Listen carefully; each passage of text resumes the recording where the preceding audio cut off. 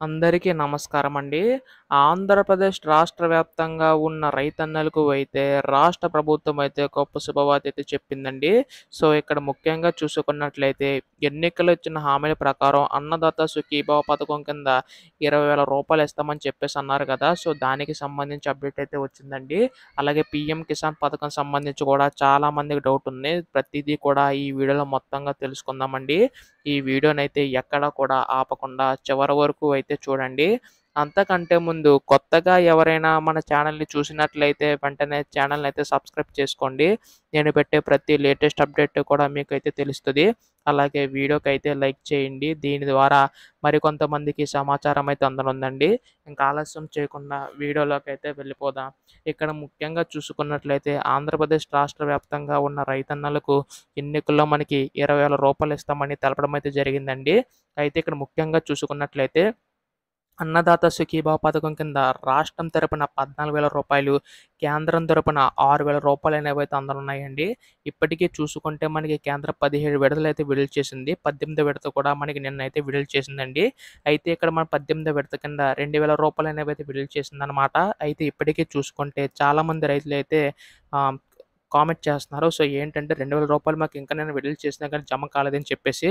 చూడండి ఫ్రెండ్స్, మనకిక్కడ ఏంటంటే రూ. 2,000 అనేవైతే మనకి జమ అవుతాయి. కాకపోతే కొద్దిగా టైం అయితే పడుతుంది. నిన్నే విడుదల చేశారు కాబట్టి మనకిక్కడ 9.3 మంది రైతులైతే ఉన్నారు. సో, వారందరి ఖాతాలో జమ చేయడానికైతే కాస్త సమయం అయితే పడుతుంది. దగ్గర దగ్గరగా ఓ 10-15 రోజుల దాకా సమయం పడుతుంది. సో, పడిన వెంటనే మీకైతే వస్తుందనమాట మీరు అర్హులైతే. సో, ఎవరు కూడా చింతించకండి. ఖచ్చితంగా మీ యొక్క ఖాతాల్లోకైతే డబ్బులనేవైతే జమ అవుతాయన్నమాట. ఎందుకంటే అర్హులు కల ప్రతి ఒక్కరికి కూడా ప్రతి ఏటా కూడా 3 విడతల్లో మనకి కేంద్రం తరపున రూ. 2,000 చొప్పున మొత్తంగా రూ. 6,000 చొప్పున అయితే వేయనున్నారండి. ఇదొక శుభవార్తనే చెప్పాలి.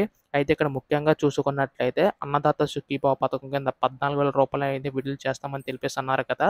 సో, ఎప్పుడు విడుదల చేస్తారని చెప్పి చాలామంది అడిగారు. సో, మీ అందరికీ తెలిసినట్లుగానే ఒకేసారి కాకుండా విడతల వారీగా రూ. 7,000 చొప్పునైతే విడుదల చేయనున్నారండి. అయితే ఇక్కడ ముఖ్యంగా చూసుకున్నట్లయితే ఈ యొక్క రూ. 7,000 అందరికీ కాదు, ఎవరైతే అర్హులు కలిగి ఉంటారో, అలాగే ఈకేవైసీ చేయించుకుంటారో సో, వారందరికీ కూడా వస్తుంది. ఒకవేళ అర్హులైనా కానీ ఈకేవైసీ చేయించుకోకపోతే మాత్రం మీ యొక్క అన్నదాత సుఖీభావ సంబంధించి అయితే మీకు ఈ డబ్బులనేవైతే జమ కావనమాట. సో, ఖచ్చితంగా ఈ కేవైసీ అయితే చేయించుకోవాలి.